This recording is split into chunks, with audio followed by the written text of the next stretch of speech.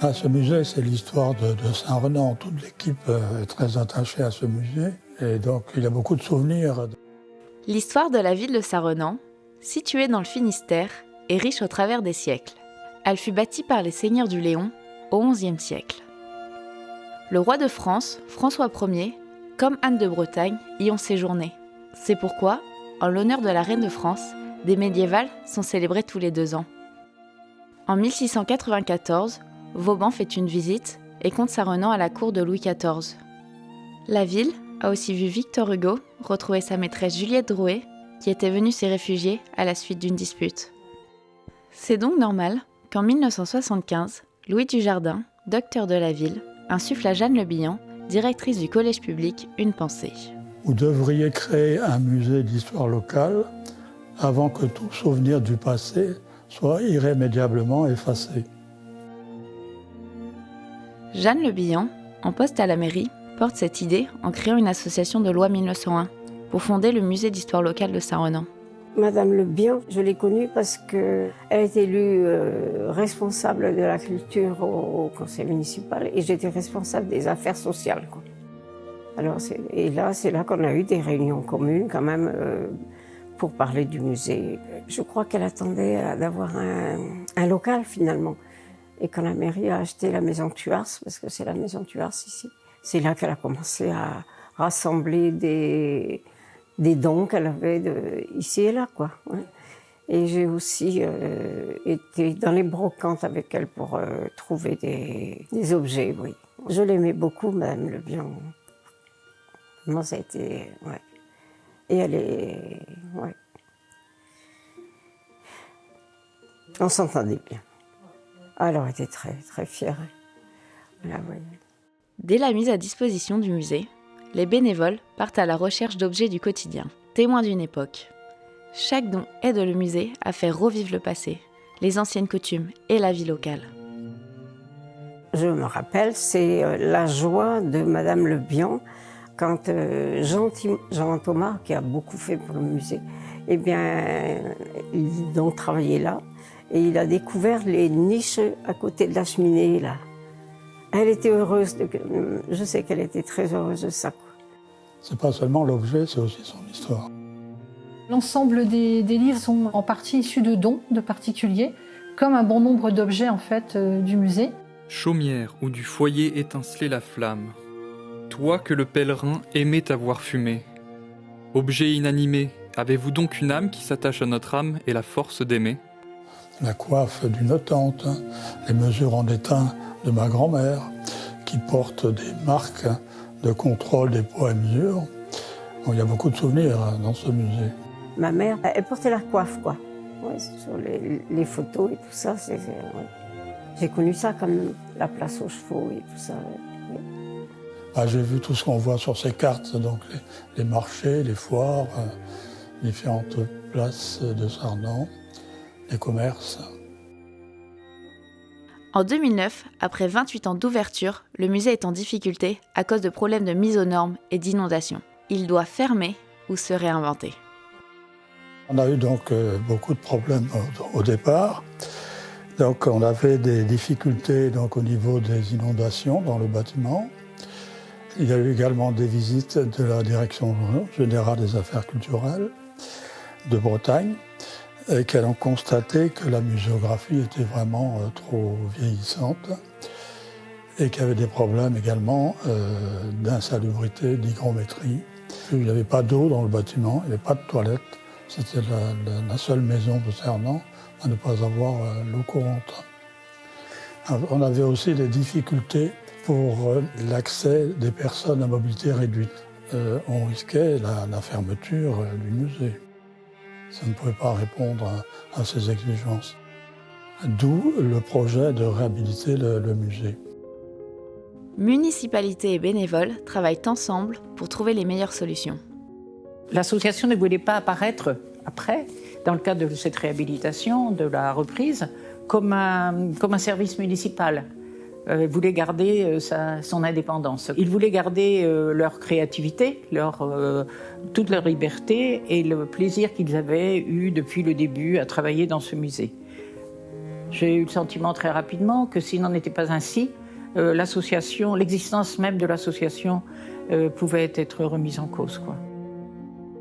Pour bien comprendre les envies des membres, la mairie organise des visites de musées à travers la Bretagne, Rennes, Dinan, mais ces musées sont des centres d'interprétation qui ne correspondent pas au souhait du musée de Saint-Renan d'exposer sa collection d'objets. Le musée a confirmé sa position d'être un musée d'histoire locale malgré les difficultés. Le problème était, si on ne rentrait pas dans certains créneaux ou répondait pas à certains critères, des financements pouvaient être un petit peu différents. Mais bon, voilà, il y a des choix à faire et un choix a été fait de rester un musée d'histoire locale. On a eu des plans depuis l'an 2000, on a eu des plans différents, plan A, B, C, D, E, F, G. Alors, plan F comme Forichère, plan G comme Gilles Moulinier, qui a été le bon plan, là, ça s'est terminé, ça c'est fini. Cette bâtisse est un vieux bâtiment et donc on a essayé de garder le plus possible l'origine de ce bâtiment, même s'il a fallu revoir toute la charpente, toute la partie couverture. La structure a été gardée en elle-même avec des parties anciennes, des parties neuves aussi, puisqu'il a fallu répondre à des normes d'accessibilité qui ont nécessité de retravailler un petit peu la partie sol et accueil du public. Le nouveau musée du Ponant a été inauguré le 28 juin 2019. Il a nécessité 3 ans d'études, de discussions et a été suivi de 3 ans de travaux.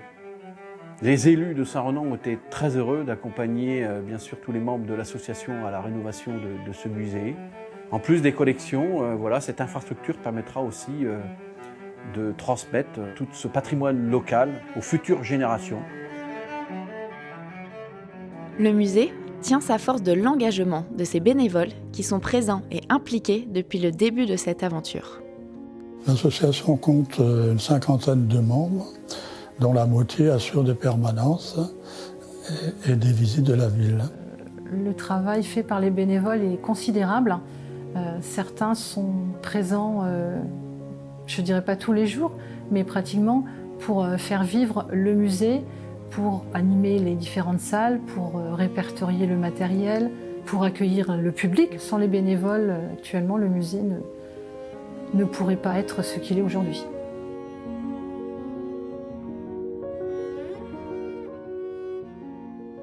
L'association du musée est très engagée dans la communauté renanaise. L'échange avec les autres, le partage de son patrimoine et la transmission sont très importants pour ces bénévoles. Le musée est ouvert pour accueillir des écoles lorsqu'il y a une exposition. Je pense que la salle qui intéresse beaucoup les écoles, c'est aussi l'école d'autrefois. J'ai bien aimé l'école parce qu'on a découvert plein de choses. Il y avait des bons points, il y avait le bonnet d'âne et il fallait courir dans la cour. J'ai appris comment c'était avant dans la classe. Avec l'encre violette, on pouvait mettre dans un poche qui était dedans et sur la table. Et on peut ouvrir aussi la table pour mettre ses affaires. Nous avons eu le plaisir d'accueillir plusieurs personnes d'une maison de retraite du Conquet. Ça, c'était vraiment un aboutissement aussi de voir que des personnes à mobilité réduite pouvaient désormais entrer dans le musée. Pour eux, ça leur fait un bien fou de revoir. Et ça va éveiller ça va réveiller plein de choses chez eux. Et je pense que c'est intéressant. Nous avons aussi accueilli des étudiants en communication que nous avons aidés à élaborer le nouveau logo du musée, ainsi que des flyers qui seront prochainement imprimés. C'est la preuve qu'effectivement le musée est aussi ouvert aux jeunes et permet de faire découvrir notre histoire locale et de la promouvoir par l'intermédiaire de jeunes, justement. Je pense qu'un musée, qui est une association, on ne doit pas travailler simplement tout seul, on doit travailler avec les autres. On peut faire des partenariats, prêt d'objets, participation à... Il me semble que M. Salut a animé une conférence à la médiathèque. Donc voilà, je voudrais montrer l'ouverture du musée. Le musée n'est pas replié sur lui-même comme pourrait le penser en disant c'est une bande de personnes. En général, C'est pas des très jeunes qui sont dans l'association, donc on a plutôt tendance à se dire oh, ils se regroupent entre eux. Non, pas du tout. Il y a énormément de choses qui sont faites. D'autre part, le musée édite aussi de nombreux ouvrages, tels que Les lépreux de Kilimérien ou bien l'histoire de Kervéatou. Tous ces ouvrages sont en vente au musée, mais aussi au tabac presse de Saint-Renan. Nous travaillons, enfin nous préparons en tout cas une réédition de l'ouvrage de Pierre Paillet sur la Commirène. Le musée met aussi en avant un autre patrimoine, la compagnie minière de Saint-Renan, la Commirène. Au bord du lac, à la Prairie Bleue, le musée expose l'histoire de la création des 5 lacs de Saint-Renan, dus aux extractions minières. En 1957, les marécages de Saint-Renan sont vidés sous l'impulsion de l'industriel Charles Pavot, alors à la recherche de minerais d'uranium. La richesse en minerais a fait de Saint-Renan la capitale européenne de l'étain. Après 15 ans d'extraction, les lacs sont formés et la ville crée de nouveaux aménagements urbains pour son développement. Dans une salle du musée du Ponant, un échantillon de cassitérite est exposé et un film explique l'histoire de la Commirène. Ce document unique, commenté par Charles Pavot lui-même, est un des trésors du musée. En 2021, 40 ans après l'ouverture du musée, l'association, forte d'une 50aine de membres, est toujours active et fidèle à son objectif, faire vivre son musée local. Elle cherche toujours des nouveautés pour perpétuer la transmission de l'histoire de Saint-Renan. Donc il a fallu beaucoup de patience et d'opiniâtreté pour arriver à cette réalisation que l'on a aujourd'hui.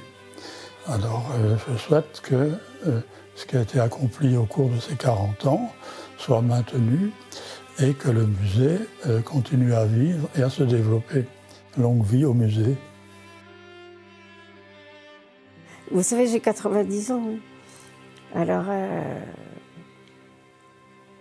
je voudrais qu'il continue quand même, que le musée se prospère, quoi. Ouais.